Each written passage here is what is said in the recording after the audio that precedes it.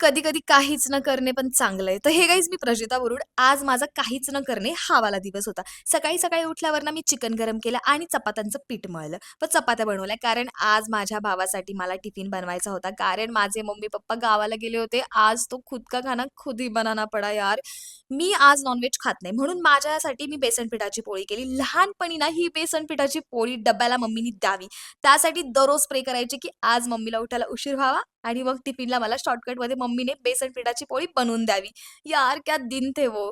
अब ये शिरो को घुमाने की बारी आई. नाही, नाही मीच फिरवते हां त्याला, तो नाही फिरवत मला. घरी आल्यावर मी खाऊन घेतला आणि त्याने पण खाल्लं. घरात पसारा असेल ना, मला अजून आळस येतो. मग पसारा उरकून घेतला. शूटिंगचा पण बॅग्सच्या होत्या ना, त्या पण उरकून घेतल्या. यार किती या शूटिंगच्या बॅग्सचा पसारा आहे. त्यानंतर किचन क्लीन केलं, वॉशिंग मशीनला कपडे लावले, नंतर कपडे सुकायला पण टाकले. देन मी फ्रेश झाले. गाईज विथआऊट मेकअप मैं ऐसी दिखती हूँ. दिसते ना भारी? दिसते ना भारी? Yeah I know. त्यानंतर दिस इज माय फेव्हरेट ड्रिंक मालाच रोज सिरप. थंड दुधात 2 चमचे टाकून गटागट पिऊन घेतले आणि उरलेल्या दिवसात मी सोडेल टूर ही जी वेब सीरीज आली आहे ना Amazon Primeवर ती पाहिली. गाईज ही अशी वेब सीरीज आहे ना, सुरू झाली की संपेपर्यंत पाहूच वाटते. कारण खूप जास्त सस्पेन्स आहे यार आणि त्यातल्या त्यात ना 6 वाला सीन एकच नंबर. तुम्ही पण पहा.